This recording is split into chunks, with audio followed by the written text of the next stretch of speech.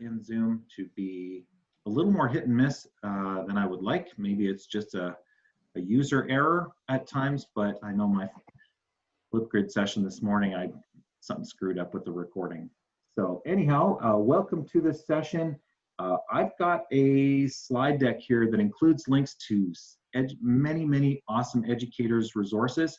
So if you would like to hop in and to this Google Slides slide deck, I'll type you can see it up there, the bit.ly/ATA Early Tech. I'm just going to type that in here in the group chat. Okay, so it's up to you if you'd like to hop into these. You'll have access to those links to hundreds and hundreds and hundreds of great resources. So it's going to be a lot of fun here this afternoon. So in this session, we'll start off with some general advice from others, including we've got representatives from the Early Childhood Education Council. So welcome to the EC peeps in the house. Great to have you here. We've also got some other advice that are from some other ed tech specialists around the world in terms of getting started with using technology with young students, particularly at this time when we're in remote environments. So, and that advice can continue in the group. Just look straight up, Haley. You should see it typed in there. Straight up above what you've just typed, you should see that bit.ly link in there. Let me just go back to it on this first slide here. Also, we will, after we hear some general advice from some people, we're going to share in a couple of specific different formats. One approach that a lot of teachers of younger grades are using are to create class websites of content. We'll have some specific examples shared. Another way is through using Google shared templates, so things in Google Slides or Google Drawings or various spreadsheets, etc. And so we'll see lots of examples of those from some specialists, Alberta teachers, and others. Lots of links there. And then, time permitting, we will look at some other tools such as Screencastify, Flipgrid, and Paradek. And if we don't have time for that last part, which I'm thinking at this point we're probably not going to have time for that, but the links are live and people can stick around after the session if you have some specific questions about those. But hopefully we'll get a chance to jump in. So I'm just going to dive right in here. I'm going to start with some general advice. There's a really great website. If you haven't seen it, it's called Innovating Play. And there is a hyperlink on there, but let me just copy and paste that link for you in the group chat as well. Some specialists out of the States that have been using technology with young people. And one of them, her name is Christine Pinto. She's a very talented young person. The other's name is Jessica, I want to pronounce that Toomey, like Toomey. But anyhow, they've given some advice here for teaching from home with some young children. And they kind of categorize that advice in a lot of different areas. So ways to create some personalized experiences, ways to create a purpose and an authentic audience, ways to make learning connections, that home communication, home and school communication between teachers, because we know how much support those young learners need from their parents as they're going through this. And so they've given lots of great advice on this blog post here in terms of advice for you. And in some cases, they've even given videos to share some specific examples. So that's a great one to look through. What I'd like to do is transition. We've got some representatives from, we've got Katerina and April, and possibly more of you from the Early Childhood Education Council. And so I'd love to turn it over to any of them who wish to. I don't know if this is a time when you're talking general advice, April or Katerina. I'm not sure if this is a time where you want to share your screen or just talk about some general advice you might have. Welcome. Thank you. I mean, I get to go first. So first of all, for everybody that's on here, you're doing a great job regardless of what you think. We are in these times where it is very unprecedented and we're all really learning. I used to consider myself a techie person, but now doing all of this, yeah, right, that's not a thing. For me, I am a teacher here in Calgary and I teach in a low-income ELL area. So for us right now, we're sort of battling different circumstances than some. And in my own classroom, and I don't want to say I'm speaking on behalf of the council per se, but from my experience, trying to keep our activities as developmentally appropriate, as well as low-tech activities. Because when we're looking at our program statement in kindergarten, but also in our grades and in our early years, so pre-K, that tech is there, but what does that look like and how does that play a part? So for me, it's been a lot of how do we get parents on board? Because when you're dealing with certain demographics, it's been really hard. And how do we keep them engaged without getting them to feel overwhelmed? So the first thing, and this is something that I can share with you after if you're willing to look into this more, or if you're wanting some more guidance, I'm just gonna screen share here. I use Google Classrooms as my main platform to share information. All my families have been logged on. Can you see the screen? Not yet. There we go. So I do use Google Classrooms as sort of the main hub for everything. Is it the best platform? Potentially. It's nice because it links to everything that is Google. So it links to your Google Drive, it links to any Google Docs, Google Slides, but it's with that idea of connection. And some of the things that I've learned through parent interaction is that they get a different view of this as a parent, as a guardian listed in your classroom than they might as an actual student. So for me, trying to make everything available is huge. So anything that I post, as you'll notice, like for example here, my YouTube videos all have hyperlinks. So if you have your guardians in your classroom, when they receive their daily or weekly summaries, they see your text. So anything that is hyperlinked, they get. Which is huge because when you look at the type of tech that our demographics might be using, a lot of them is a cell phone. They might not be logging in daily, they might be looking at it every once in a while.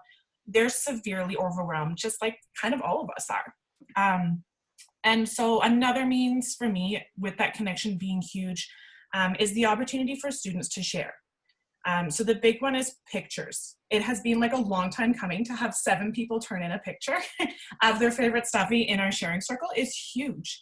But hearing the feedback of them being able to see their friends and have that digital social interaction has been phenomenal. And we're also looking for opportunities for families to join in as well.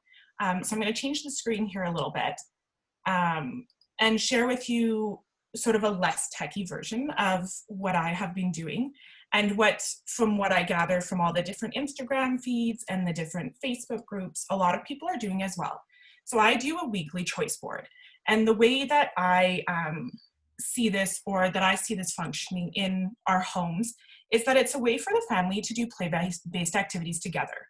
So it's not meant to have your child in front of the screen constantly, but for the family to engage as a whole in learning. And really utilizing their community. So not even their community that's at home within their house during this time of self-isolation, but also their community surroundings. So trying to get them outside, looking for those shapes, trying to get them to make connections between sizes and what that might look like if something's heavier or lighter, and really getting them to see what they have at home that they can use. Now, that being said, the other thing that I have found to be huge is closed captioning on YouTube. I think I have a new career coming of being a YouTube star, but for a community that's ELL, being able to put your own closed captioning in your own home language on there has been phenomenal. And shockingly enough, YouTube collects tons of analytics on you when you watch, so they know what type of device you're watching on. They know if you use closed captioning, and as a YouTuber, which I guess now that makes me, it makes it interesting to look at to see how our families are accessing that information. Along with that, the idea of connection, so getting them to see your face and hear your voice every day is huge. Yeah, so that's sort of my outlook and my stance on things, and it's a very condensed version. But if you have any questions, feel free to reach out to us as far as a council, but as well personally, if you'd like to know more about how I've been sort of navigating through this craziness. And I'll hand it off to April to talk some more about the idea of instruction and what that might look like at home. Thank you very much. And I want to say this also in the most polite and respectful way. We've got lots of people to share, so try to keep your comments fairly brief. This is solid gold, Katerina.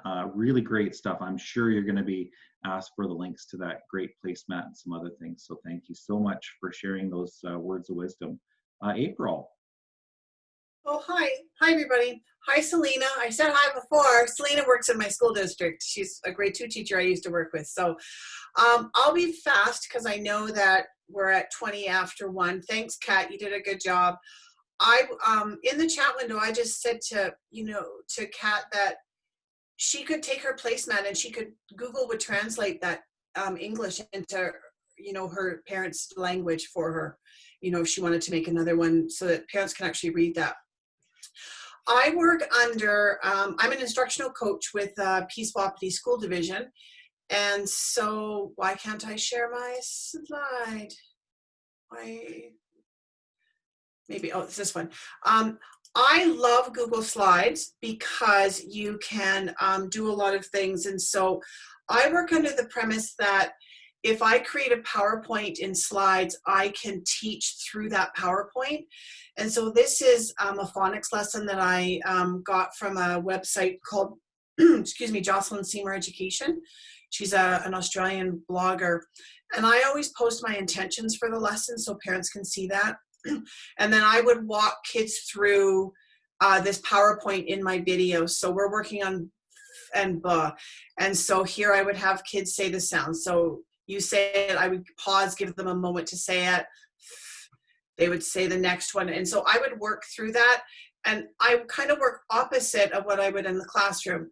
I pause first so that they can say it, and then I give them the correct sound. So I've created those for singles, and then I've also done one for other sounds. So this is the A sound that we might be working on. And this is actually very low tech. All the kids need is one piece of paper and to be able to write those sounds as they say them. So that's language, that's phonics part. And then in my math, I follow the same format. I put my learning intentions in there, the success that the kids are going to be going through. I list my materials that they're going to use, if I can link it. But I'm also thinking about kids that don't have access to a printer, because not everybody does. And so I've showed them how to fold a piece of paper so that they can create a table and they can write their work down. And you don't need to use white paper, you could use construction paper. And then I'm walking them through my instruction. And I can share this with you if you want. And I'm showing them what it should look like.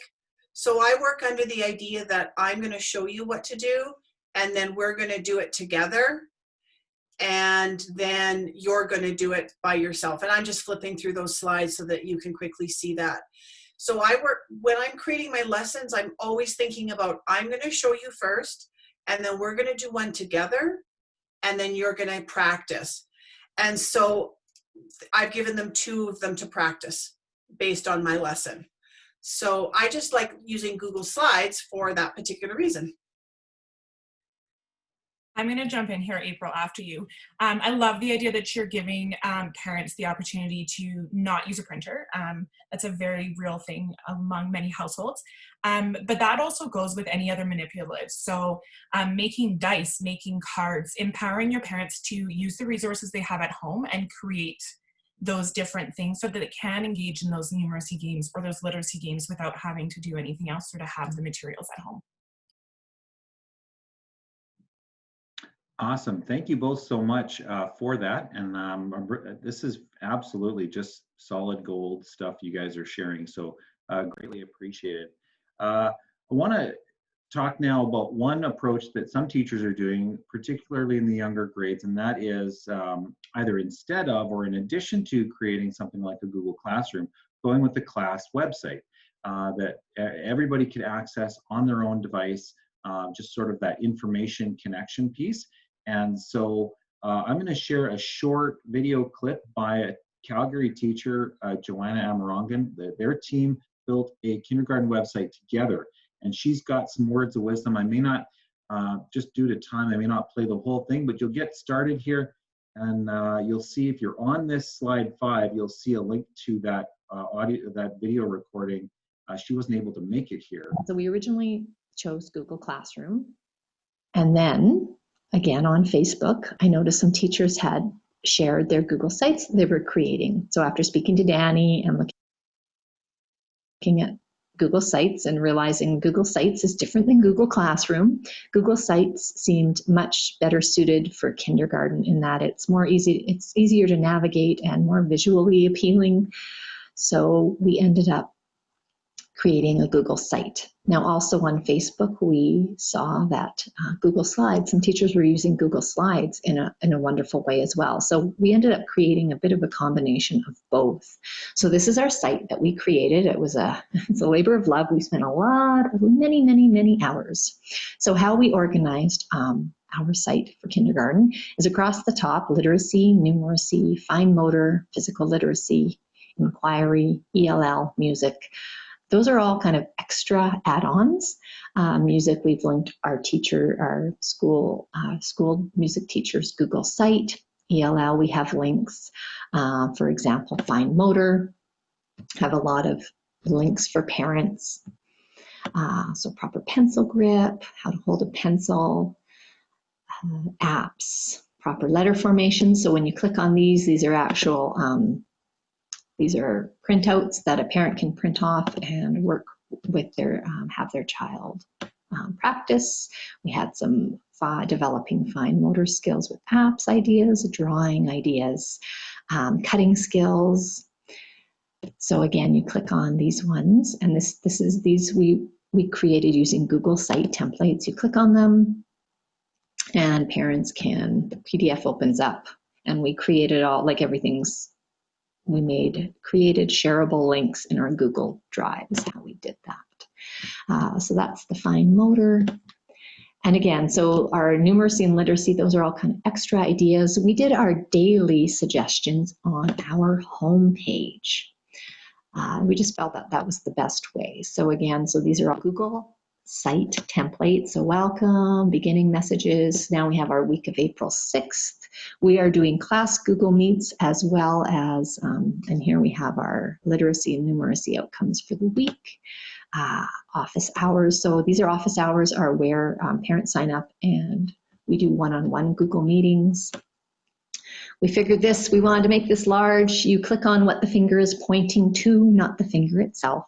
And so here's where we didn't use a Google Site template. We used a Google slide. And again, a wonderful teacher shared her slides with me on Facebook, and we just modified them to make them how we wanted them. But again, she saved us a ton of time and inspired us. So we have literacy, numeracy, and a ton of functionality. And I don't know if the Google Site templates can do all this, but we found just the Google Slides, and we have one for every day of the week. So again, what the finger points to, let's scroll down. We've got our Monday, we've got our anchor chart for our Monday writing, Tuesday, anchor chart, or no anchor chart for that one, Wednesday, Thursday, I think we have an anchor chart. Yeah, we have an anchor chart for our writing. And then Friday was Good Friday, so we don't have anything for Friday there. But let's take a look at Thursday. So for example, we used screencastify for read alouds. Again, what the finger points to, you click on. So there's journal writing paper. So we have a template parents can use, or they can just create their own, or their child has their own writing journal. What else? A math game. So again, what the finger points to, this will enlarge the image. We have audio directions. We create materials for dots and boxes game. So a lot of functionality. We want to make it really user-friendly for the parents and for the kids. So, so there's a game here. We've got a game I modeled with my son using Screencastify. I'm using Screencastify right now, so Screencastify can be used in different ways. You can have a webcam Screencastify where it's recording something like we modeled the game, or now I'm sharing my screen with you and explaining.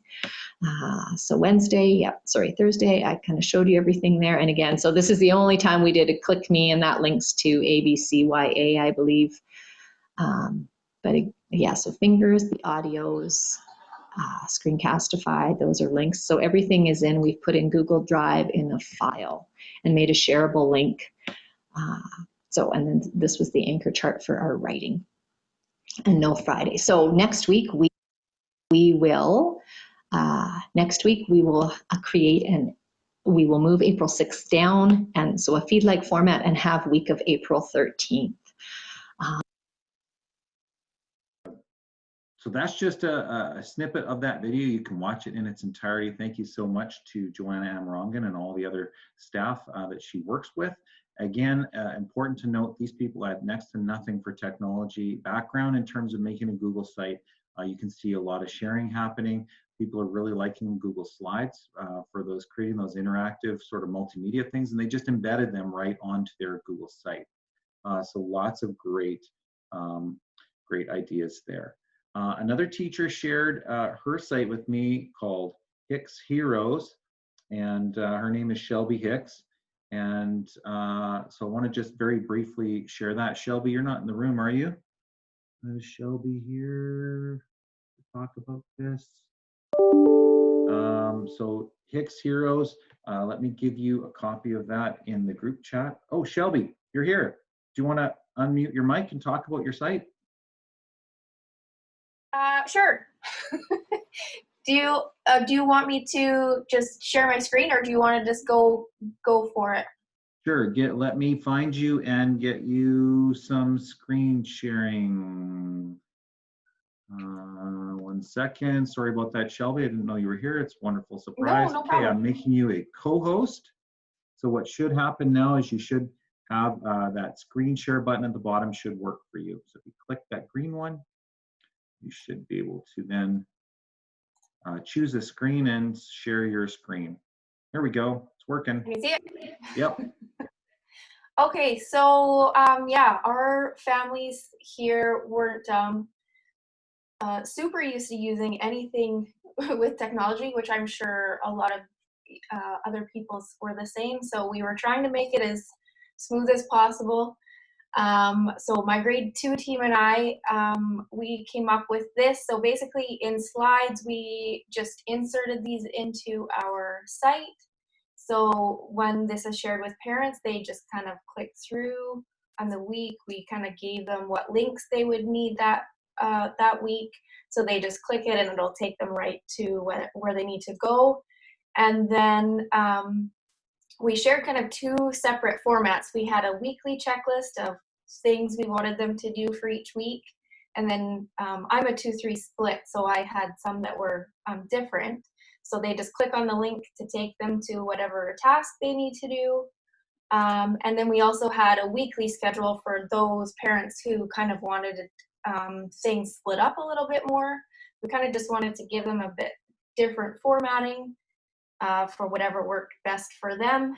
And yeah, we're just gonna kind of going from there. And then we have some tech help. So how to do different things, you know, if there's a Flipgrid assignment we have, they click on how to use Flipgrid, that type of thing. So then we've got, you know, week 3, week 2, week 1 looked a little bit different. We were still kind of flying by the seat of our pants there. But yeah, so then they can go into like each week as well. And all of those tasks are still in there. So for example, if they were going to Flipgrid video, it just takes them right there, they log in, and it takes them right to the video that they would need to go into.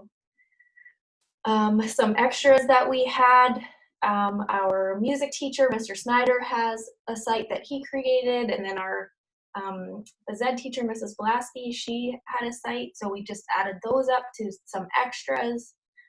Miss Shu is our wellness mentor. So just some different things that they could go on.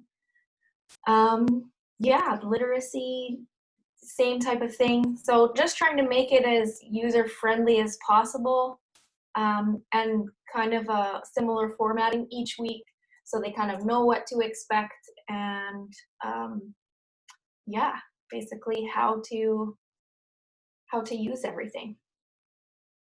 Fantastic, Shelby. Thank you so much for sharing. And you can see on slide 6, Shelby, we've got the link to Shelby's site there, as well as through a bit of conversation through Facebook, or perhaps it was email.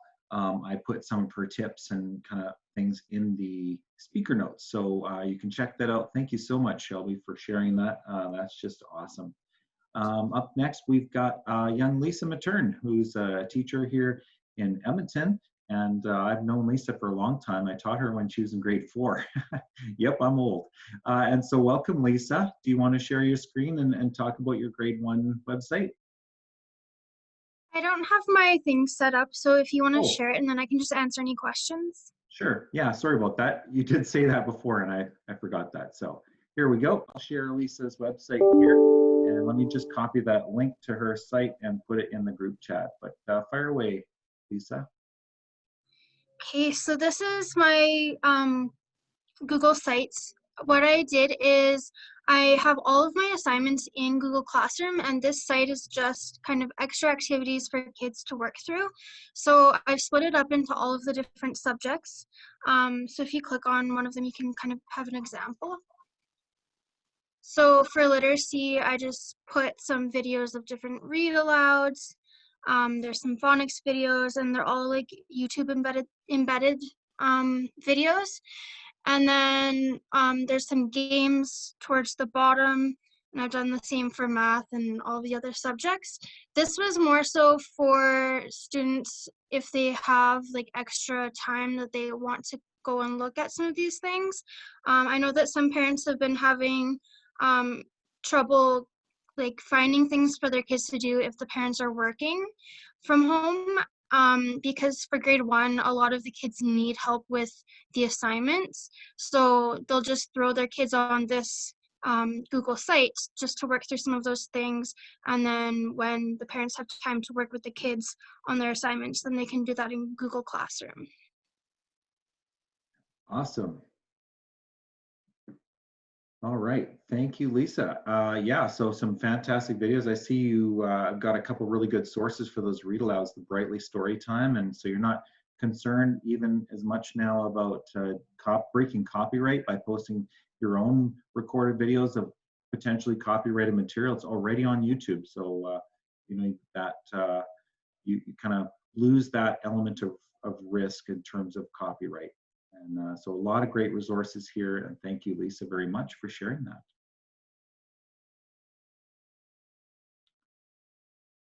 All right, yeah, I probably should have. Is Sasha in the room here? Sasha. Yeah, don't try. You'll hurt yourself. Wait, Kovacevic? Kovacevic, pretty close. Yeah. Okay. Do you want to share your screen? Let me find. Do you want me to share your screen, or do you want to share your own screen?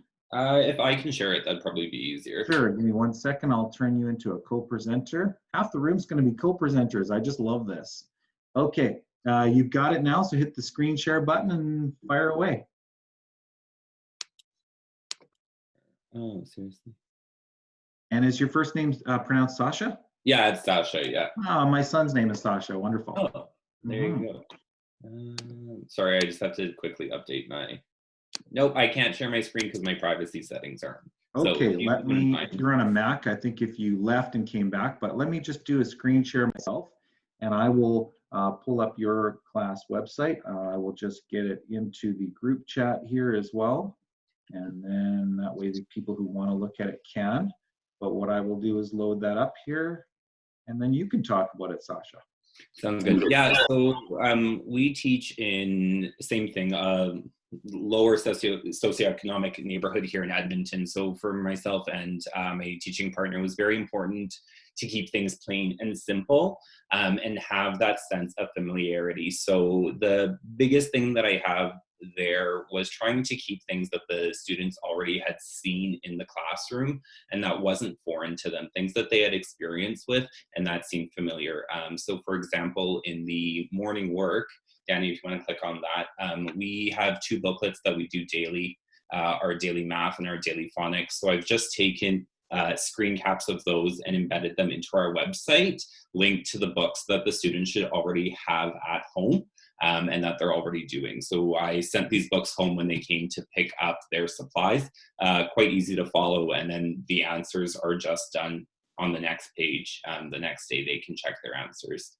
I'm lucky enough that I do have a Mac, so doing screen captures and editing PDFs is very, very easy on a Mac. I can't speak for PCs and Windows computers, but it's been very easy for me to go in and do those things. Same thing with the language arts, Danny, if you wouldn't mind going into there, and the reading center.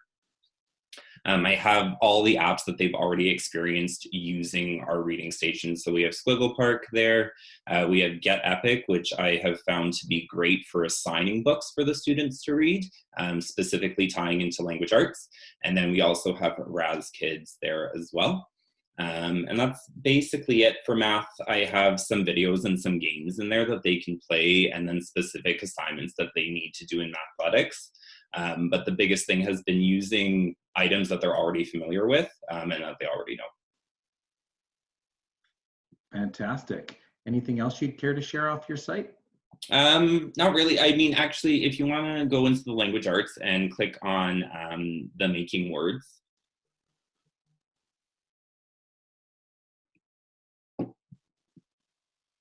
Maybe.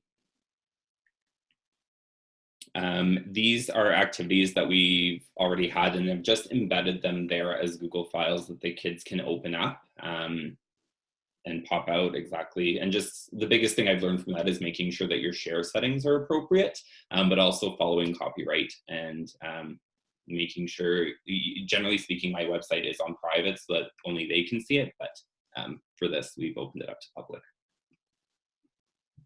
All right, that's fantastic. Thank you so much, Sasha, and to your colleague as well. Looks like you guys have put a lot of work into this, and be able to create a site together and share that load, as well as the consistency for both grade 3 classes seems like a whole lot of sense on a number of levels. Absolutely, thank you. All right, greatly appreciated. So let's see here. I probably should have kept my screen share going. Feel free to keep asking Sasha questions or any of the other presenters thus far in the group chat. They are here and very willing to share, so thank you for that. Julie, are you here? Julie Lee? I'm not sure if Julie is here, but Julie has shared. We're now moving into some shared Google templates, and I'll share some of those with you. So those, we're leaving the class websites for now. I'm not sure if Julie was able to make it here, so I'll share with you a link to her Google Drive. This is on slide 9. So actually, I have a Google Drive, which I should share the whole thing with you. I forgot to put that in the slides, but I will. It's a whole folder called templates, and I'll share it with all of you here before the session is done. And so she has shared some sample Google Slides presentations, and one of them is, not all of them were hers that she created. For example, this particular one on an apple tree activity to 15, she got the idea from another EdTech blogger. And so I've got a link in there to that blog. And the blog comes from, let's see here, shakeuplearning.com. So let me just get that open. And so there are some instructions here for how to create that drag and droppable things in Google Slides, and it has this particular activity as one of the activities. There's also a link to a YouTube video which shows you how to do that as well. So there are a couple of things in Julie's, not only this sample of the number activity to 15 and dragging the apples from the tree, but also there is one on counting with dice. And I certainly won't do this justice to what Julie would do in terms of explaining it, but what you'll see in here are some kind of other real world kind of connections. In this case, it's meatballs on spaghetti. And so doing some more counting activities. And finally, there is another template in here. It has to do with, it's a math activity with an Easter theme on naming Name your worth, it's called. You put your name, each letter is worth a certain coin value, and you add up the value of your name. So templates in there. Anytime you see something in here that you like on any of these Google templates, go File, make a copy. And now you have a copy in your own Google Drive. So it's a great way to share any of these templates you happen to come across. So I've given you a link to Julie's Google Drive down in there. And so thank you so much, Julie, for sharing. Lisa, we're back to you. I will open this up here to show Lisa talked about how her approach changed after the first week. And Lisa, do you want to tell people about sort of how your approach changed and then where you came across these free Pearson resources? Sure. So initially, my grade team decided that we would be working together, and we would each be making lessons for one subject and then posting them to the Google Classroom and sharing them. So I would be doing math, another grade 1 teacher would be doing reading, and then another one would be doing writing. When we first did it, we decided to break it up into different lessons on different slides. But then we found that it was kind of overwhelming to have all of those slides being turned in all the time, and parents were getting frustrated with turning in so many things, and we just had so many notifications about that. So we decided to change things up for this week, and I actually found a Pearson resource that is now available for free. That's the Mathology Little Books, and I think Danny has the link there on the slide. And for those, they're just like math books that are related to the curriculum, and it's from K to 3. And you can actually download the PDF for certain books right now if you look under the parents section. And what we've done is we've made our lessons now based on those Mathology books. So the math lessons are based on the pictures in that book. And then the language arts lessons are based on something related to that book, so based on a theme. So it's a lot easier now because we have just like we're doing this where we're doing one slide for the entire week for each section. So for math, we have one slide for the whole week and they just work through it throughout the week. And then for reading, one slide for the whole week, and then writing one slide for the whole week. Awesome, really good stuff. Anything else you want to point out from here? And I think I've put the link to that Pearson site in there. To the no, I think that's everything. Okay, fantastic.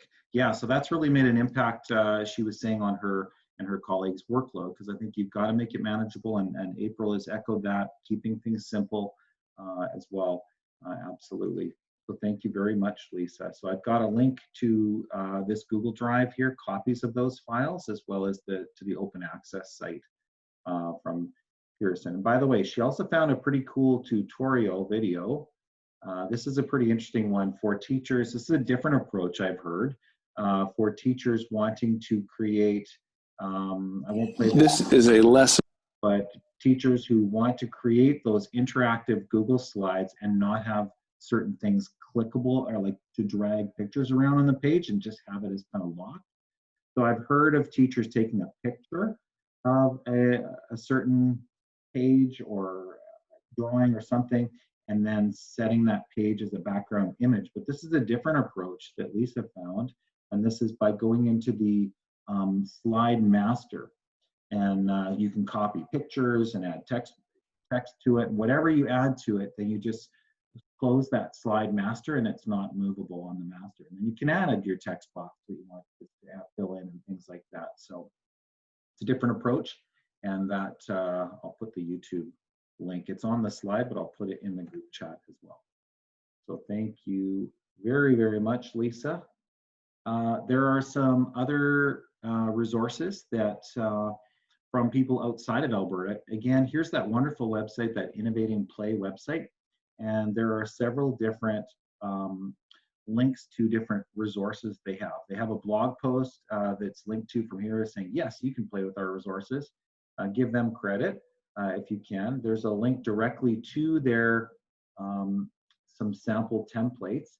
And what you'll see here is not only the sample templates, and you'll see, I'll zoom in a little bit on this part of the page so you can kind of see what this looks like.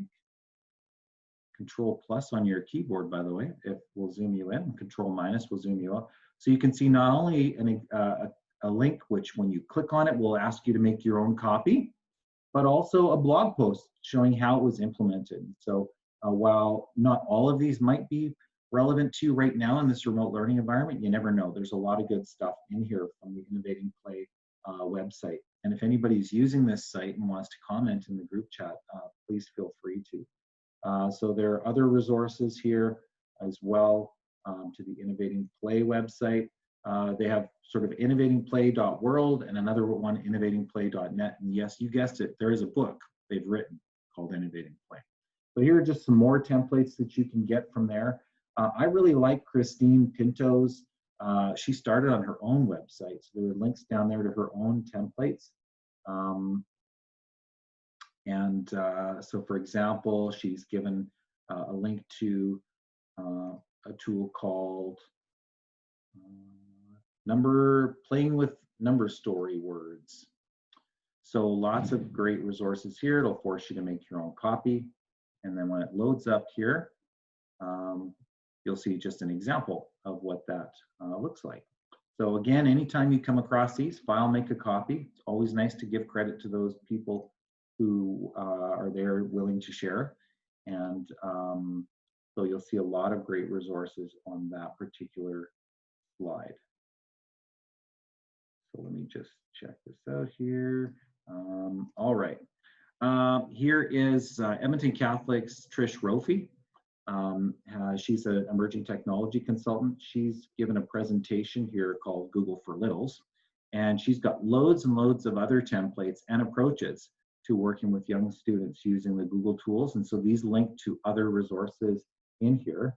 So she's given some sample advice as well as some specific templates. Some of them come from her, some of them come from, well, there's Christine Pinto linked again, Alice Keeler. So things like having kids do videos of themselves reading books. There's a whole template on that. A journal, eye-bombing stories. Here's a nice one on making math. So I'll give you an example of what that looks like. This is a really easy way to use Google Slides, giving a copy to each student. And in this case, using virtual manipulatives, in this case, counters made from these little bear icons. And so when you make your own copy, this will become draggable. Trish sure is great, yeah, April Brown says. And so, for example, when students come to this particular one, there's a whole bunch of bears and they just count 1, 2, 3, and then they hand these things in at the end of the week, similar to what Lisa was saying in her approach, and then the teacher can get a sense for where the student is at. So there's a lot of drag and drop things. So some great resources there shared by Trish. So just feel free to fill your loot bag. Pixel art is actually a really fun and easy way to get started. It is actually, believe it or not, it is a Google Sheets. But what they have is sort of conditional colors such that wherever you are on this sort of grid paper for pixel art, you're matching numbers, and each of the numbers 1 through 9 are corresponding to a different color. So if I just make my own little sample here, oh, it looks like they've only got 6 colors here. So I can go numbers 1 through 6 and make different colors, and it gives me a chance to find those number keys on my keyboard. And then, so if I want a particular color, I can just type in 1 for red, and then when I leave it, it just turns red, if that makes sense. So they can make all sorts of picture art, and at the same time, kind of match those numbers on their keyboard to sort of recognizing those numbers. So that's certainly an option. Lots of great resources in there from Trish as well. We would be remiss if we did not mention the Black Gold Engaging Students website. For those of you who haven't been there are literally hundreds of Google templates, and you can either go in the general shared Google resources, or you can, yes, which one in particular, April, is that the Black Gold or Trish's? No, people are having, sorry, Danny, people are talking about not being able to open up the link. So Right. Yeah, I'm just trying exactly. to help them. Yeah, fair enough. So in Zoom, you're not going to be able to highlight and copy things. I don't know why. For many of you, it will show up as a hyperlink that you can click on and open. For some of you, it will just show up as text. And if that's the case, you won't be able to copy or engage that link there, which is why if you go back and actually snag your own copy of this particular one with this bit.ly, it'll work really nicely in there, the bit.ly/ATA early tech. Maybe I'll just copy that in the group chat as well. And then that way you'll be able to gather some more of those resources from there. So by going, for example, in grade 2, you'll see there are lots of different templates for here. Here's a shared Google Drive of grade 2. So there's science for grade 2, there's math, there's all sorts of different links to different activities, as well as to a Google Drive where you can find more of these templates.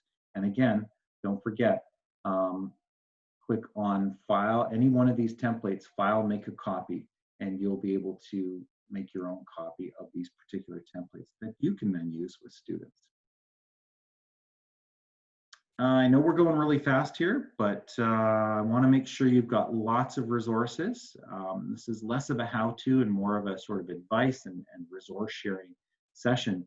And so I do want to share with you some other possibilities you have. In Flipgrid, for those of you who are familiar with Flipgrid, it's a very easy way to record right through your web browser, or if students have a mobile app on their parent's phone or tablet, it's a very quick and easy way where you can give them a video prompt. These Flipgrids can be embedded right onto a website, or you can send them the link through Google Classroom. So Flipgrid has a new activity center that I wanted to share with you. And this is more of a blog format where they share lots of different ideas. And so they've got ideas for ages 3 to 4, ages 5 to 10. So this was Lenny the Lobster. This was Book of Flight. Let's see what else we've got here for ages 3 and 4. Make a Mobile. Shadow Show. Let's click on that. I haven't looked at that. So this is targeted towards grade ages 3 and 4. And so it gives a sample of how to get started using Flipgrid. There is a specific template from that Flipgrid library that you can click on. It'll show you a video how to send this out to students. And if you do have a Flipgrid set up, it'll give you a direct link to that in the place they call the Disco Library, which is all sorts of resources. And very quickly and easily, this one links to a YouTube video, but it invites students to do a response. And very quickly, you will see that you can just select, if you've got a Flipgrid grid of your own, then you can just assign it to that grid, and then your students will be able to access it. Another nice feature before I leave Flipgrid is the fact that these text directions may be difficult for many kids to reach in terms of being able to read it. So note that this blue immersive reader button is prevalent. It's a Microsoft tool that's now been embedded into Flipgrid and several other tools. So watch what happens now with these directions when I click on the immersive reader. It now opens up in its own screen. I can do a television, watch the episode and learn how peep. Okay, so I can slow that down if I want. I can also, if we've got ESL, ELL parents at home, look at this, I can choose a different language. So if I want to change that into Arabic for these instructions, then I can do that. Let's see, is that going to, let's go by document, and it'll turn this document into Arabic. تلفزيون مشاهدة الحلقة وتعلم كيف. There we go. So the instructions are there for parent and student in pretty much any language, and then the student can use that link to then record a quick response. Getting started with tools like Flipgrid for students that have never ever done this before, it's going to take a little bit of practice and demonstration. So you could do like Joanna Amarangan and some of the others who are doing some screen recordings, demonstrating how the student signs on to these tools, how the student finds these things. Screen recording tools like Screencastify can be a really good tool to use. to kind of get people going. But the connection that's possible and having you see the students and the students seeing you through tools like Flipgrid can be quite powerful. And it might be worth the challenge that you might face in terms of getting started. And if anybody else is using Flipgrid and would like to share their thoughts in the group chat, that would be awesome. So I've got a link to that. Now, some of you have talked about or using things like Paradek. And so I wanted to link to the Paradek website. And they have loads of different templates. And basically what Paradek is in a nutshell, it lets you take any slide, Google Slides or PowerPoint slides that you want, and you can add interactive elements to them, like digital inking, like fill in the blank, like dragging and dropping a marker to a certain place, like multiple choice. So they have these are all the Paradek templates, and what you'll notice as you scroll down is there is one called Littles. So you can take a look at what some of those sample ones are. And I've just opened this particular thing up in Google Slides. And at any point in time, these are some of the sample prompts. So you can change these things and update them as you choose. And what you can do to any Google Slides, even that you already have, you don't have to use their slides. You can use your slides. And that you can see this little sidebar on the right now, after I've installed the Paradek add-on, is that you can now add these choice buttons or these draggable things. You hit start the lesson, and instead of doing a live lesson, which is what it was originally intended for, they now have a student-paced activity such that when you click that, it will give you a link to share on a website, on a Google Classroom, and the student can now go through those slides sort of at a self-paced mode, using all the interactive features of Paradek, and then you have that back to you. So thank you very much. For those of you who are, I'm seeing Sarah, thanks for joining us. So it just gives you that link to that, and here's a copy link. So if you're in D2L Brightspace or Microsoft Teams, or you're not in Google Classroom, you can just copy that link. If you have Google Classroom, it gives you a little share to Google Classroom button, and you just pop it right in this self-paced student activity right into your Google Classroom. So again, this isn't a full how-to of Paradek. I did a session on that one yesterday, but you can go back to that recording if you wish to, or I might do another Paradek session if there's interest out there. And finally, tools like Screencastify. I'm not sure that anybody needs a Screencastify tutorial right now, but just very easily, once that free Chrome extension in the browser, you can just hit this record and either record your webcam. You can do things like welcome messages to students through your webcam, or you can record your desktop, which you can give some instructions on different activities you want students to do. So just like Joanna's video showed us her website early on. So that there are a lot of links in there, and I've left you as well for those people who've gotten started with Screencastify and maybe would like to go a step further.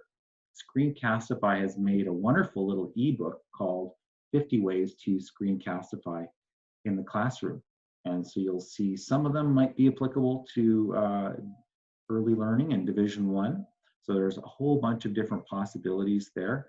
And in many of these, they even offer videos on how to do each one of those things. So not all of them, 60% of the time, every time, right? Anybody remember that movie? First person to put where that movie came from in the group chat wins a high five, virtual high five for me. Come on, let's see if anybody knows it. Anyways, so that is, we've had a very full session with a lot of sharing. I hope, Anchorman, good call, Megan. I'm not sure if we've left anybody out who was set up to be sharing and I've forgotten. If so, speak now. But I just want to say thank you to all the presenters today. Alberta teachers, you're doing such incredible things right now. Paul had to leave. He had to hit a meeting. Thank you, April. He had to leave for a music meeting very early on in our session. So thank you to the Early Childhood Education Council and to all of you who've come here today for sharing your story. So thank you to all of you, Lisa, and to Shelby, and to the other teachers to April, to Katrina, and the others who've shared today. So thank you very much. I'll go back to that opening slide in case any of you still need the URL to get to these slides, filled with all the links. Thank you, Chris Gonzalez, who is from our ATA professional development team, as well as leads support for our specialist councils. They're a great way to share and learn. And to Ken Haxtell, I'll turn it over to you, Ken, if you've got for the last couple minutes, if you'd like to, I don't know if you still want to do that, but sharing your screen on any upcoming ARPDC activities. If anybody wants to stick around for a couple of minutes, we can answer questions you might have. Ken, did you want to share anything before we go? Yes, I do. I will just quickly make sure I get the right one. And I want to share. I think learning opportunities are a couple of tabs over to the right. Yeah. Yeah, here are some learning opportunities that you can. Well, let me get it over here first.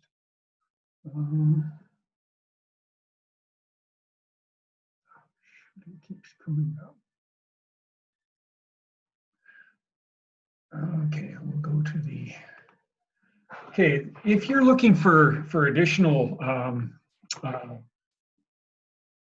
professional development opportunities, the Alberta Regional Consortia have all kinds of sessions going on here. So if you and you don't have to particularly go to the ERLC or CRC or SAPDC or any of them, they're all available online. So if you were to just let's say you wanted to see what's going on at CARC this week, you can see some of the ones that are coming up here. So if you look in April, let's try. Okay. April 27th, there's a structured word workshop here. And if you click on learn more, it gives you the information, tells you a little bit about the session. And all you do is just register, and that way they'll make sure and the cost is free. So it tells you what time and that sort of thing there. So please take a look at that and any of the other ones that are available on our ARPDC website. So see if I can back out of here. Thank you, Ken. Yeah. All right. Well, thank you all once again for joining. I know I've kept you a couple minutes overtime here. Thank you again. Katerina, April, any final words from ECEC? No pressure? No, I would just say keep it simple. If you do one thing on Monday, they can practice the idea for Tuesday, Wednesday, Thursday. So there's a lot of stuff that everybody has put together. There's a lot of hard work that everybody has put into this, which is awesome, but simple is the way I would go. Great advice.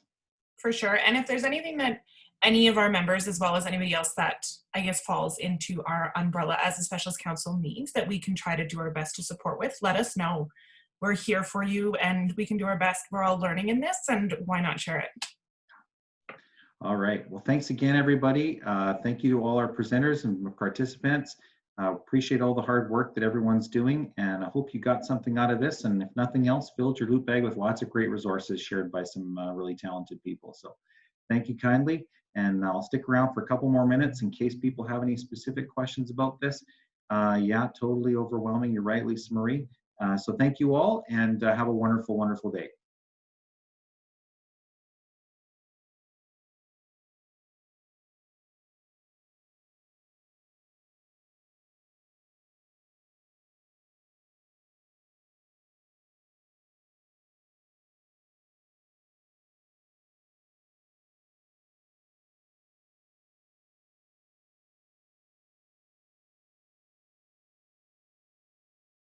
Hi, Danny. It's Jennifer McLeod.